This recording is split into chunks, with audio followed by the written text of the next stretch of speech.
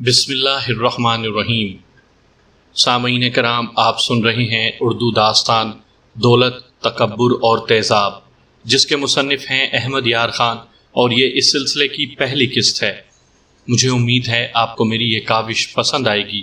آپ نے اگر ابھی تک میرا چینل کہانی گھر سبسکرائب نہیں کیا تو ابھی میرے چینل کو سبسکرائب کر کے بیل نوٹیفیکیشن آن کر لیجئے، تاکہ آنے والی ہر نئی کہانی کی اطلاع بر وقت آپ تک پہنچ سکے۔ آپ کی اطلاع کے لیے عرض کرتا چلوں کہ اس کہانی کی تمام اقساط بالترتیب سننے کے لیے ڈسکرپشن میں کمپلیٹ پلے لسٹ کا لنک موجود ہے۔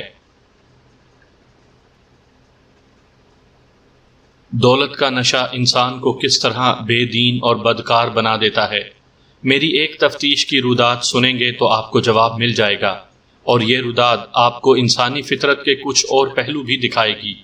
یہ قصہ بڑا ہی پرانا ہے، لیکن ہمارے معاشرے نے اس ڈرامے کو پرانے نہیں ہونے دیا۔ یہ دلی کا واقعہ ہے۔ وہاں کے ایک محلے کا کیس CIA کے سپرد کیا گیا۔ واردات 15-16 روز پرانی ہو گئی تھی۔ متعلقہ تھانے کا تھانے دار کوئی سراغ نہیں لگا سکا تھا۔ ایسے اکثر کیس عدم پتہ قرار دے کر فائلوں میں دفن کر دیے جاتے ہیں۔ کوئی خاص کیس CIA کے سپرد ہوتے ہیں۔ ان خاص لوگوں میں وہ بھی شامل تھے جو انگریزی حکومت کے منظور نظر تھے۔ اس واردات کا شکار ایک مسلمان امیر زادہ ہوا تھا۔ میں صحیح نام اور مقام بتا کر اس خاندان کی نشاندہی نہیں کرنا چاہتا، اس لیے دلی کے اس محلے کا نام بھی نہیں لکھ رہا۔ جہاں افراد کی نام کی ضرورت محسوس ہوئی وہاں فرضی نام لکھوں گا۔ واردات یہ تھی کہ ایک امیر کبیر گھرانے کا جوان سال آدمی زمان رات کو ایک گلی میں سے گزر رہا تھا۔ وہ گلی کا موڑ مڑا تو وہاں کوئی آدمی گھات میں تھا۔ اس نے زمان کے چہرے پر تیزاب پھینک دیا۔ سارا چہرہ بری طرح جل گیا، آنکھیں بالکل اندھی ہو گئیں، گردن، کندھے اور سینے کا بھی کچھ حصہ جل گیا۔ زمان درد سے چیخنے چلانے کے سوا کچھ نہ کر سکا۔ وہ تیزاب پھینکنے والے کے پیچھے دوڑنے کے قابل نہیں تھا۔ وہ بے ہوش ہو کر گر پڑا۔ 15-16 دنوں بعد اس واردات کی تفتیش CIA کے سپرد کر دی گئی اور یہ مجھے سونپی گئی۔ CIA میں فرشتے نہیں ہوتے تھے۔ پولیس کے اس شعبے کے اختیارات خاصے وسیع تھے۔ CIA کے طریقہ تفتیش میں تشدد اور ایذا رسانی یعنی 3rd ڈگری کو خصوصی اہمیت حاصل تھی، اسی لیے اسے درلی جتھا کہا جاتا تھا۔ درلی موٹے چمڑے کی ایک چیز ہوتی تھی جس کی شکل بھانڈوں کے تمانچے سے ملتی جلتی تھی۔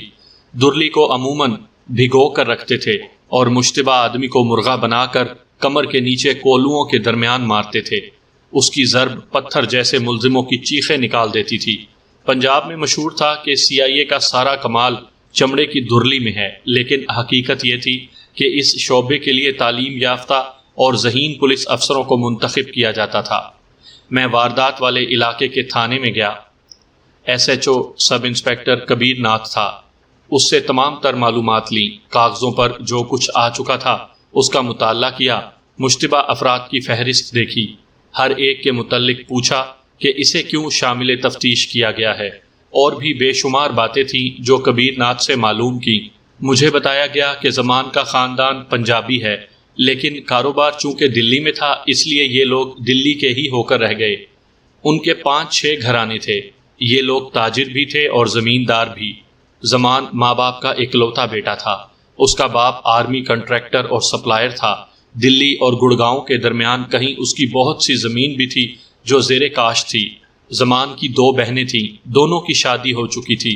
زمان کے متعلق بتایا گیا کہ شہزادہ تھا، اس کی شادی ہوئے 6 مہینے گزر چکے تھے۔ چال چلن اچھا نہیں تھا۔ چال چلن کے لحاظ سے تو سارا خاندان کچھ ایسا ویسا ہی تھا۔ دولت کی فراوانی نے ان کے ہاں نہ اخلاق رہنے دیا تھا، نہ مذہب۔ فوج کی ٹھیکیداری اور رشوت لازم و ملزوم ہوتی ہیں۔ سپلائی سے تعلق رکھنے والے فوجی افسروں کو خوش رکھنا پڑتا ہے، ان کی ہر فرمائش پوری کرنی ہوتی ہے۔ انہی افسروں سے 10 کے 100 وصول کیے جاتے ہیں۔ لین دین کا یہ سلسلہ انگریزوں کے دور حکومت میں بھی چلتا تھا، اب بھی چلتا ہے۔ انگریزوں کے دور میں رکا رکا اور چوری چھپے چلتا تھا۔ پاکستان میں ذرا کھلم کھلا چلتا ہے اور اسے جائز سمجھا جاتا ہے۔ لین دین کے اس سلسلے میں زمان کے خاندان نے اپنے آپ کو سوشل بھی بنا رکھا تھا۔ جوان لڑکیاں بے پردہ گھومتی پھرتی تھیں، تعلیم نہایت معمولی اور اداکاری زیادہ تھی۔ اس خاندان کے تمام گھرانے انگریزوں کو ساری دنیا کا بادشاہ سمجھتے تھے اور ان کی خوشنودی کے لیے ناجائز طریقے بھی فخر سے اختیار کرتے تھے۔ بعد میں جب تحریک پاکستان کی ابتدا ہوئی تو اس خاندان نے مسلمانوں کا مذاق اڑایا۔ جنگ عظیم میں انگریزوں کے جنگی فنڈ میں بے دریغ چندہ دیا، مسلمانوں کے اتحاد کو توڑنے کے لیے انگریزوں اور ہندوؤں کا ساتھ دیا، اور اب میں ان کے نام جو ظاہر نہیں کر رہا تو اس کی وجہ یہی ہے کہ اس خاندان جیسے بے شمار مسلمان خاندانوں کی مخالفت کے باوجود پاکستان بن گیا تو زمان کے خاندان نے پاکستان کو جانے والوں پر کہکہے لگائے، مگر ہندوؤں اور سکھوں نے انہیں بھی آنکھیں دکھائیں تو وہ بوریا بستر سمیٹ کر پاکستان آ گئے۔ اب وہ پاکستان کے معزز شہری اور سرکاری ٹھیکیدار ہیں۔ ملک کی سیاست میں ان کا عمل دخل ہے اور سرکاری تقریبوں کی مدعوئین میں یہ لوگ شامل ہوتے ہیں۔ یہ اس خاندان کے اثر و رسوخ کا نتیجہ تھا کہ یہ کیس CIA کے سپرد ہو گیا۔ بعد میں پتہ چلا تھا کہ زمان کے باپ نے انگریز فوجی افسروں سے کہا تھا کہ متعلقہ تھانے دار تفتیش میں کوتاہی کر رہا ہے۔ انگریز افسروں نے اس کی خوشنودی کی خاطر کیس CIA کے سپرد کر دیا، ورنہ سب انسپکٹر کبیر ناتھ کوتاہی کا مرتکب نہیں ہو رہا تھا۔ اس کے علاوہ یہ کیس اتنا اہم بھی نہیں تھا کہ پولیس اور فوج کے انگریز افسر پریشان ہو جاتے اور اس کی تفتیش میں ذاتی دلچسپی لیتے۔ اس تھانے میں تو قتل کے کیس بھی زیر تفتیش تھے۔ یہ تو بہت بعد کی باتیں ہیں، میں اس خاندان کی بڑی پرانی واردات سنا رہا ہوں۔ زمان کے منہ پر تیزاب پھینک کر گمنام ملزم بھاگ گیا۔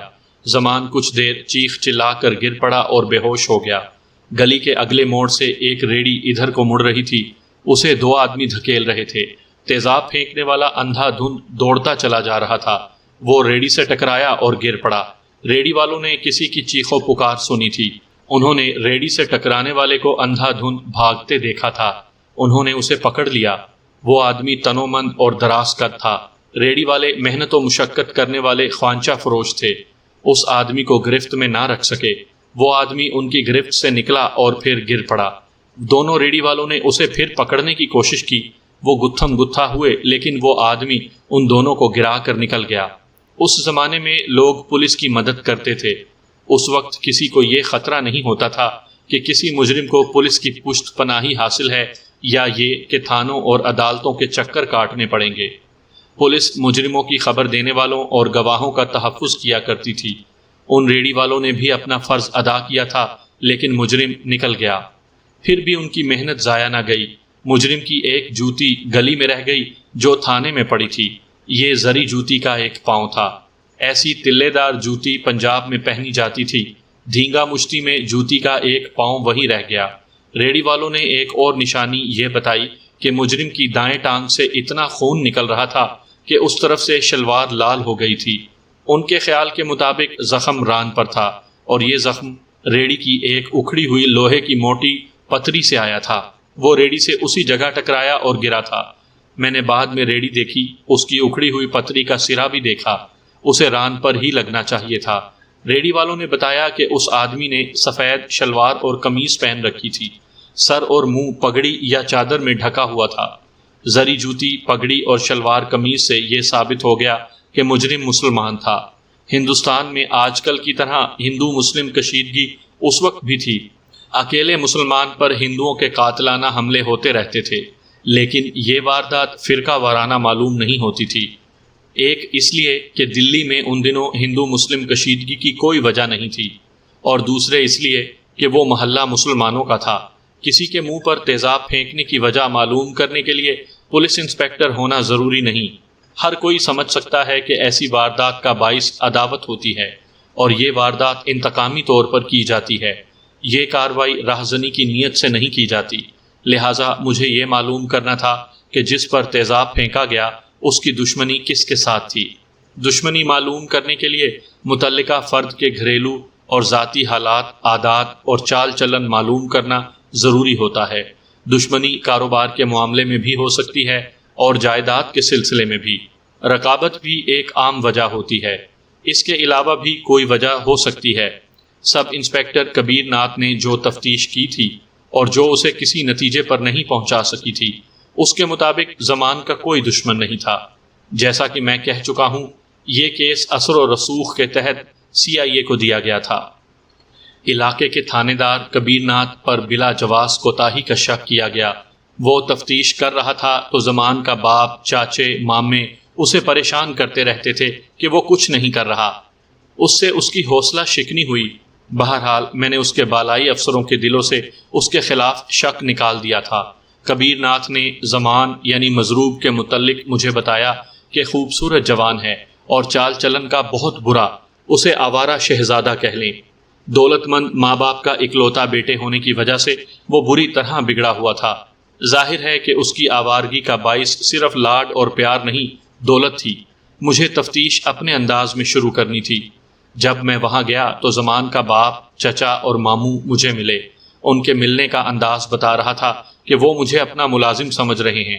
انہوں نے مجھے اس قسم کے حکم سنانے شروع کر دیے کہ زیادہ سے زیادہ 3 دن تک ملزم ہمارے سامنے آ جائے، ہم زیادہ انتظار نہیں کریں گے۔ پولیس کپتان سے کہہ کر ہم 2 اور انسپیکٹر بلا لیں گے۔ میں خاموشی سے سنتا رہا۔ زمان کے باپ نے جب یہ کہا کہ آپ نے ملزم کو پکڑ لیا تو ہم آپ کو انعام دیں گے، تو میری برداشت کی حد ختم ہو گئی۔ میں نے غصے کو دبا کر اور ہونٹوں پر مصنوعی مسکراہٹ لا کر اور فدوی کا مرا مرا سا لہجہ اختیار کر کے کہا کہ میں حضور کا خادم ہوں۔ حضور صرف یہ خیال رکھیں کہ میں فرشتہ نہیں ہوں اور میں جن بھوت اور جادوگر بھی نہیں ہوں۔ گناہ گار سا انسان ہوں، ملزم کو پکڑنے کی پوری کوشش کروں گا، لیکن 3 دنوں کا وعدہ نہیں کروں گا۔ ہمارا مطلب یہ ہے کہ تفتیش میں سستی نہ ہو۔ زمان کے باپ نے کہا، پولیس کپتان ہمارا یار بیلی ہے، ہم اشارہ کرے تو؟ جناب علی، میں نے اسے تو سے آگے بولنے نہ دیا اور کہا، میں آپ کو یہ بتا دینا ضروری سمجھتا ہوں کہ پولیس کپتان انگریز ہے اور انگریز کسی ہندوستانی کانٹریکٹر کے یار بیلی نہیں ہوتے۔ میں آپ کو کسی دھوکے میں نہیں رکھنا چاہتا، میری بات غور سے سن لیں۔ تفتیش کے دوران مجھے آپ کے گھر کے افراد سے بھی کچھ پوچھنا پڑے گا۔ ان افراد میں مستورات بھی شامل ہیں۔ اگر آپ نے تعاون نہ کیا تو میں پولیس کپتان کو اطلاع دے کر تفتیش ادھوری چھوڑ جاؤں گا۔ مجھے جس وقت ضرورت محسوس ہوئی آپ کے گھر جا ٹپکوں گا، آپ کے کسی بھی فرد کو تھانے بلاؤں گا، لیکن یہ خیال رکھنا کہ ہم عزت دار لوگ ہیں۔ زمان کے ماموں نے کہا، ہمارے گھروں میں تھانے داروں کی طرح نہ آنا، میری نظر میں آپ سب مشتبہ ہیں۔ میں نے لہجے کی نرمی ختم کر کے تھانے داروں کے روب سے کہا، آپ لوگ تشریف لے جائیں اور مجھے اپنا کام کرنے دیں۔ وہ مجھے گھورتے ہوئے چلے گئے۔ کبیر ناتھ نے مجھے بتایا کہ اسے بھی وہ پولیس کپتان کا روب دیتے رہتے تھے۔ میں نے ریڑھی والوں کو بلوایا اور جائے واردات پر چلا گیا۔ یہ قدیم دلی کی قدرے کشادہ گلی تھی۔ ایک وہ موڑ تھا جو زمان مڑا تو اس پر تیزاب پھینکا گیا، اور 6-7 گھر آگے وہ موڑ تھا جہاں تیزاب پھینکنے والا ریڑھی سے ٹکرایا تھا۔ اس گلی میں متوسط اور اس سے نیچے طبقے کے لوگ رہتے تھے۔ میں نے کبیر ناتھ سے پوچھا کہ زمان کا گھر کہاں ہے۔ اس نے بتایا کہ یہاں سے 2-2.5 میل دور ہے، اور وہ علاقہ امیروں کبیروں کی حویلیوں کا علاقہ ہے۔ اس زمانے میں کوٹھیوں کا اتنا رواج نہیں تھا جتنا آج ہے۔ وہ محلات جیسی حویلیوں اور چوباروں کا زمانہ تھا۔ میں نے یہ بات خاص طور پر نوٹ کی کہ زمان جیسا شہزادہ رات 10:30 بجے ان گلیوں سے کیوں گزر رہا تھا۔ میں دلی سے اچھی طرح واقف تھا۔ اگر زمان نے اپنے گھر کو جاتے ان گلیوں کا راستہ چھوٹا سمجھا تھا تو یہ میرے لیے قابل قبول نہیں تھا۔ یہ اس کا راستہ ہو ہی نہیں سکتا تھا۔ اس کے علاوہ اسے پیدل جانے کی کیا سوجی تھی؟ وہ تانگے پر کیوں نہ گیا؟ اگر وہ واقعی دولت مندوں کا بیٹا تھا تو ان گلیوں میں اس کا کوئی دوست نہیں ہو سکتا تھا۔ یہ غریبوں کا محلہ تھا۔ بہرحال اس سوال کا جواب مجھے زمان سے لینا تھا۔ میں جب ایک سب انسپیکٹر اور 2-3 کانسٹیبلوں کے ساتھ گلی کا جائزہ لے رہا تھا تو گلی میں رہنے والے اکٹھے ہو گئے۔ میں نے ان میں سے چند ایک سے پوچھا کہ جس آدمی کے منہ پر تیزاب پھینکا گیا تھا اسے وہ جانتے تھے یا اسے کسی نے پہلے کبھی اس گلی سے گزرتے دیکھا تھا؟ ان میں سے کوئی بھی زمان کو نہیں جانتا تھا۔ میں نے انہیں زمان کا عطا پتہ بتایا تو بھی وہ اسے نہ پہچان سکے۔ میرے دماغ میں یہ خیال آیا تھا کہ زمان جیسے آوارہ امیر زادے لوگوں کی بہو بیٹیوں کے پیچھے پڑے رہتے ہیں۔ ہو سکتا ہے زمان کی نظر کسی لڑکی پر ہو اور وہ اس کے پیچھے اس گلی میں آتا ہو۔ جو لوگ تماشا دیکھنے جمع ہو گئے تھے ان میں سے 5-6 نے بتایا کہ واردات کی رات انہوں نے کسی کی چیخو پکار سنی تو وہ باہر نکل آئے۔ گلی میں روشنی بہت مدھم تھی، صرف ایک بلب جل رہا تھا جو اگلے موڑ پر تھا۔ یہ وہ موڑ تھا جہاں ریڑھی آ رہی تھی۔ محلے والوں نے دیکھا کہ ریڑھی کے قریب 3 آدمی گتھم گتھا ہو رہے تھے۔ محلے والے ادھر کو دوڑے مگر لڑائی ختم ہو گئی اور ایک آدمی بھاگ گیا۔ اس کے بعد انہوں نے دیکھا کہ ایک آدمی دوسرے موڑ پر پڑا ہے۔ ایک دو لالٹینیں اور ایک دو ٹارچیں آ گئیں۔ اس بے ہوش آدمی کا چہرہ بگڑ رہا تھا، کھال رنگ بدل رہی تھی۔ کسی نے کہا کہ اس کے منہ پر تیزاب پھینکا گیا ہے، کوئی بھی اسے پہچان نہ سکا۔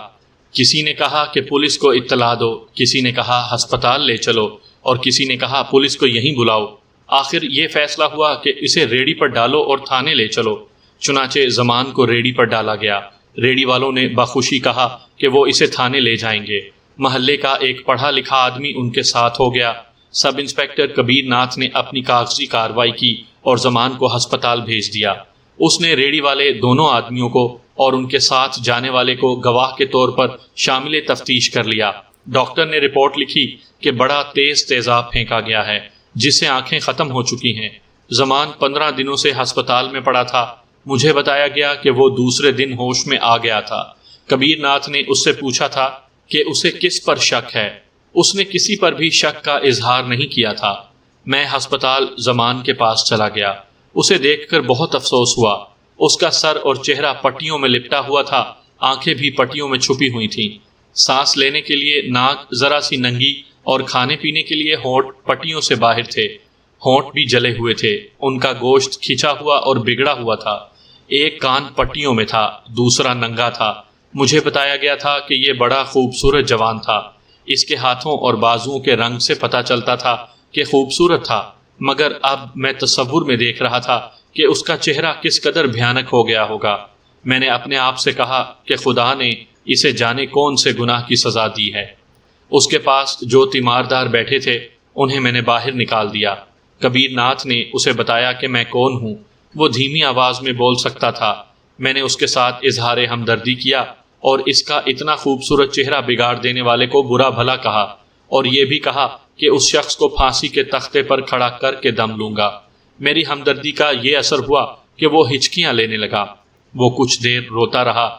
اس کے دل پر پوری طرح قبضہ کر کے میں نے دوستانہ لہجے میں پوچھ گچھ شروع کی۔ وہ کسی پر بھی شک کا اظہار نہیں کر رہا تھا۔ میں نے اسے کہا کہ کسی پر اسے ذرا سا بھی شک ہے تو اس کا نام بتا دے، مگر اس نے کسی کا بھی نام نہ لیا۔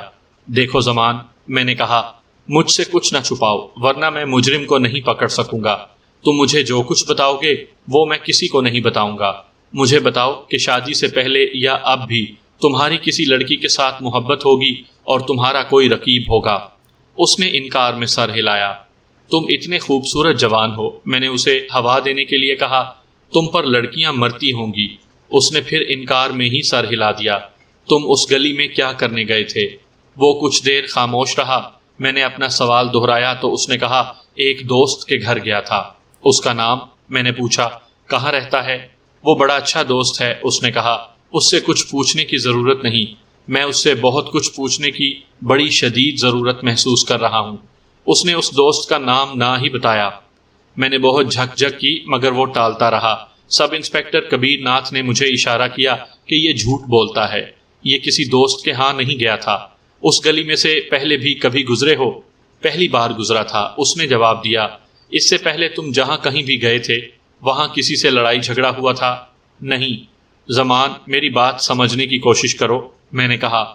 مجھے تمہارے ذاتی حالات کے ساتھ کوئی ذاتی دلچسپی نہیں۔ مجھے صرف یہ معلوم کرنا ہے کہ کسی نہ کسی کے دل میں تمہاری دشمنی ہے۔ تم نے کسی کو کسی وجہ سے پریشان کیا ہوگا، کسی کا دل توڑا ہوگا، کسی کی بہو بیٹی پر دست درازی کی ہوگی۔ اس نے تم سے انتقام لیا ہے۔ تم ذرا سا اشارہ دے دو، اس آدمی کو پکڑنا میرا کام ہے۔ اس نے جواب دینے سے ہی انکار کر دیا۔ میں نے اپنے انداز سے پوچھ گچھ شروع کر دی۔ وہ جس طرح جواب دے رہا تھا اس سے مجھے شک ہو رہا تھا کہ صحیح جواب دینے سے بچ رہا ہے۔ ایک بار اس نے یہ بھی کہا کہ اسے جواب دیتے تکلیف ہوتی ہے۔ میں نے اسے کہا کہ وہ لیٹ جائے اور آرام آرام سے بولے۔ میں اس کے پیچھے پڑا رہا۔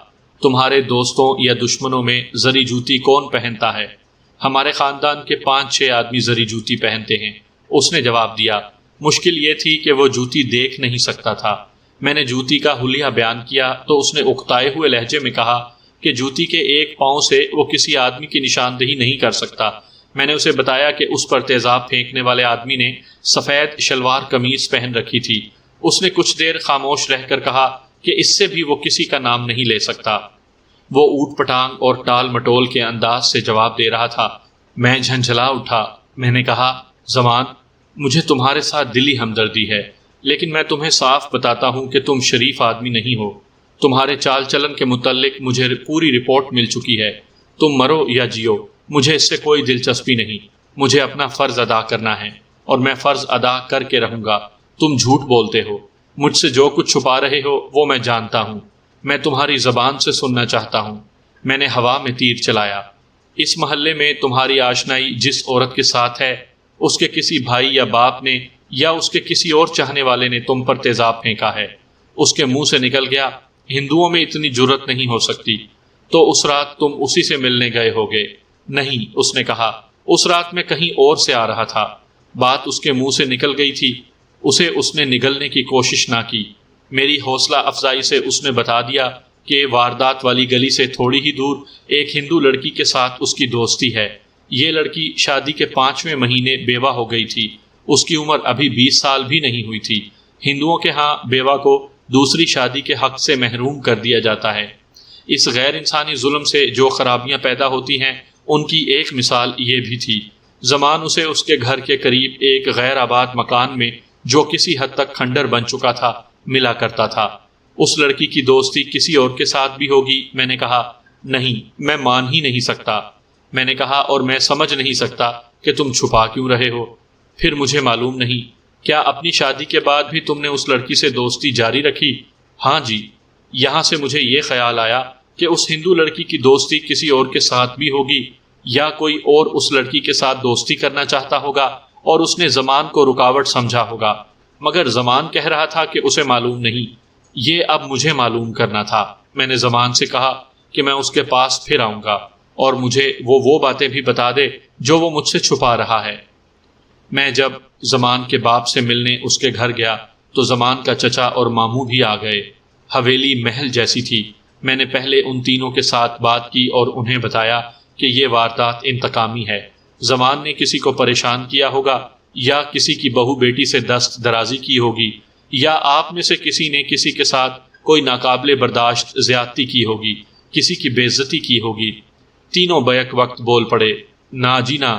پھر زمان کے ماموں نے تقریر شروع کر دی، جس میں اس نے مجھے یہ بتایا کہ وہ بہت شریف لوگ ہیں، بڑے سخی ہیں، وقتاً فوقتاً غریبوں کو اکٹھا کر کے انہیں کھانا کھلاتے ہیں، اسی لیے انگریز افسر اس خاندان کی عزت کرتے ہیں۔ زمان کا چال چلن کیسا ہے؟ وہ تو بھولا بادشاہ ہے جی، اس کے باپ نے جواب دیا۔ ہمیں پتہ چل جائے کہ اس پر تیزاب کس نے پھینکا ہے تو آپ بھی دیکھ لینا، اس کی لاش نہیں ملے گی۔ لیکن جس طرح آپ باتیں کر رہے ہیں، اس طرح تو کبھی بھی پتہ نہیں چلے گا کہ وہ کون ہے۔ میں نے کہا، میں آپ سے کہہ رہا ہوں کہ یہ کسی دشمن کا حملہ تھا۔ یہ تو مجھے آپ ہی بتا سکتے ہیں کہ آپ لوگوں کا یا زمان کا دشمن کون ہے۔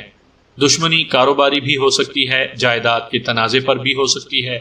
وہ تینوں میری بات سمجھنے کی کوشش ہی نہیں کر رہے تھے۔ میں نے زمان کے چچا اور ماموں کو وہاں سے اٹھا دیا۔ میں زمان کے باپ سے بات کرنا چاہتا تھا۔ جب تک آپ میرے ساتھ تعاون نہیں کریں گے میں کچھ نہیں کر سکوں گا۔ میں نے کہا، اب آپ میرے ساتھ اکیلے ہیں، مجھے درِ پردہ بتا دیں، کسی کو کچھ پتہ نہیں چلے گا۔ میں آپ کو یقین سے بتاتا ہوں کہ آپ کے بیٹے کا چال چلن بہت برا ہے۔ مجھے یہ بتائیں کہ اس سلسلے میں اس کی دشمنی کس کے ساتھ تھی؟ اس نے پھر بھی زمان کی تعریفیں کی۔ میں ان لوگوں کے دشمنوں کا کھوج لگانے کی کوشش کر رہا تھا۔ مجھے خیال آیا کہ زمان کی شادی کو صرف 6 مہینے گزرے ہیں۔ ہو سکتا ہے اس رشتے کے سلسلے میں عداوت پیدا ہو گئی ہو۔ میں نے زمان کے باپ سے پوچھا کہ زمان کی بیوی کے 1-2 اور امیدوار بھی ہوں گے، مجھے بتائیں کہ یہ رشتہ کس طرح طے ہوا تھا؟ جس طرح رشتے طے ہوتے ہیں، اس نے جواب دیا۔ میرے بیٹے کو تو 10 لڑکیوں کے رشتے مل رہے تھے۔ اس نے مجھے پریشان کر دیا۔ مجھے اپنے آپ پر ہمیشہ قابو رہتا تھا، لیکن اس شخص نے میرا غصہ میرے قابو سے نکال دیا۔ میں نے غصے سے کانپتی ہوئی اور دھیمی سی آواز میں کہا، دولت اور ٹھیکیداری اور انگریزوں کی چاپلوسی مل کر بھی تم لوگوں کے گناہوں کو لوگوں کی نظروں سے نہیں چھپا سکتی۔ تم تصور میں اپنے آپ کو اتنا اونچا لے گئے ہو کہ تمہیں خدا بھی یاد نہیں رہا۔ تم بد اخلاقی کی پستیوں میں رینگنے والے کیڑے مکوڑے ہو۔ میں پولیس انسپکٹر ہوں، تمہارے خاندان کے متعلق بہت کچھ معلوم کر کے یہاں آیا ہوں۔ تمہارے کہنے سے میں تمہیں اور تمہارے بیٹے کو شریف اور پارسا نہیں کہہ سکتا۔ ایک تو ہمارے لڑکے کی زندگی تباہ ہو گئی ہے، دوسرے آپ ہماری بے عزتی کر رہے ہیں۔ اس نے غصیلی آواز میں کہا، آپ تفتیش کریں، ہمیں ملزم نہ سمجھیں۔ مجھے آپ کے لڑکے کے ساتھ کوئی دلچسپی نہیں، میں نے کہا۔ میں اس قانون کا محافظ ہوں جو اس ملک میں چل رہا ہے۔ اس قانون پر زد پڑی ہے۔ مجھے اس مجرم کو پکڑنا ہے جس نے اس قانون کی توہین کی ہے، اور اسے زیادہ سے زیادہ سزا دلوانی ہے، تاکہ کل کوئی اور آدمی کسی اور آدمی کے منہ پر تیزاب پھینکنے کی جرت نہ کرے۔ مگر آپ میری کوئی مدد ہی نہیں کر رہے۔ ذرا چبوترے سے اتریں اور میرے ساتھ کھل کر بات کریں۔ آپ مجھ سے کچھ چھپا رہے ہیں۔ میں آپ کو ملزم نہیں، مشتبہ سمجھ رہا ہوں۔ آپ کی یا آپ کے بیٹے کی کسی ناقابل برداشت حرکت کی وجہ سے یہ جرم سرزد ہوا ہے۔ میں آپ سے وعدہ کرتا ہوں کہ آپ کے خلاف کوئی کارروائی نہیں کروں گا۔ مجھے بس یہ بتا دیں کہ آپ کے یا آپ کے بیٹے کے ہاتھوں ستایا ہوا وہ کون تھا جس نے اس ظالمانہ طریقے سے انتقام لیا ہے۔ اس کی جھاگ تو بیٹھ گئی، لیکن معاملہ جلی ہوئی رسی کا تھا، جل کر بھی بل نہ گیا۔ اس نے یہاں تک تسلیم کر لیا کہ زمان کی عادتیں اچھی نہیں تھیں۔ ہو سکتا ہے اس نے باہر کوئی حرکت کی ہو، اس سے زیادہ مجھے اس سے کچھ بھی حاصل نہ ہوا۔ میں یہ دیکھ چکا تھا کہ یہ اوچھے لوگ ہیں، اور دولت نے ان کے ذہنوں کو زنگ لگا رکھا ہے۔ اتنی زیادہ باتوں سے اور پوچھ گچھ سے میں یقین کی حد تک محسوس کرنے لگا تھا کہ جو کچھ ہے ان 5-6 گھروں میں ہے۔ میں نے دماغ پر زور دیا تو میں نے زمان کی بیوی سے پوچھ گچھ کی ضرورت محسوس کی۔ بہت سوچا اور فیصلہ کیا کہ زمان کے سسر سے بات کی جائے۔ آپ جانتے ہیں کہ لڑکی اور لڑکے کے سسرال میں عموماً چپکلش ہوتی ہے، اور اکثر رشتے پیار اور محبت کے زیر اثر نہیں لیے دیے جاتے۔ ان کے پیچھے خاندانی سیاست ہوتی ہے۔ ان میں سے کسی کو چھیڑ دو تو وہ ایک دوسرے کو ننگا کر دیتے ہیں۔ انہیں ایک دوسرے کے خلاف بھڑکا کر بھی بھید لیے جا سکتے ہیں۔ میرے دماغ پر اس واقعے کا یہ پہلو بھی سوار تھا کہ زمان کا چال چلن ٹھیک نہیں تھا، اس لیے اس کی بیوی اس سے نالاں ہوگی، اور سسر بھی شاید ناراض ہو۔ میں زمان کے سسر کے ہاں چلا گیا، اس کے ساتھ ہمدردی کا اظہار کیا۔ اس نے بھی اپنا سر ذرا اونچا رکھنے کی کوشش کی، لیکن اس کی پریشانی صاف ظاہر تھی۔ اس کی باتوں میں جھجک تھی۔ وہ زمان کے باپ سے مختلف تھا۔ میں نے اس کی اس کیفیت سے فائدہ اٹھایا اور اس کے مطابق باتیں کر کے اس کے دماغ پر قبضہ کر لیا۔ اس سے پوچھا کہ اسے کسی پر شک ہے۔ وہ جھجک گیا۔ آپ کھل کر بات کریں، میں نے کہا۔ میں جانتا ہوں کہ زمان اچھے چال چلن کا آدمی نہیں، اس سے کسی نے انتقام لیا ہے۔ مجھے افسوس اس بات پر آ رہا ہے کہ یہ چوٹ آپ کی بیٹی پر پڑی ہے۔ میری بیٹی پہلے ہی سکھی نہیں تھی، یہ زخم خوردہ باپ تھا، پھٹ پڑا۔ میں نے ہمدردی سے اس کا ساتھ دینا شروع کر دیا۔ اس نے کہا، میں تو یہاں رشتہ دے ہی نہیں رہا تھا، مگر دینا پڑا۔ کیا مجبوری تھی؟ میں مقروض تھا، اس نے کہا، اور اس کے آنسو نکل گئے۔ اس کے سینے میں غبار بھرا ہوا تھا جسے وہ نکالنا چاہتا تھا۔ میں نے غبار نکالنے میں اس کی مدد کی، اپنی استادی چلائی، اور وہ کھل کر بولنے لگا۔ بات تو اس نے بڑی لمبی سنائی تھی، لیکن میں مختصراً سناتا ہوں۔ لڑکی یعنی زمان کی بیوی کے والدین اس کا رشتہ ایک اور گھر میں دینا چاہتے تھے۔ لڑکے والے کہتے تھے کہ شادی جلدی ہونی چاہیے، لیکن لڑکی والے مقروض تھے۔ وہ 1 سال کی مہلت مانگ رہے تھے۔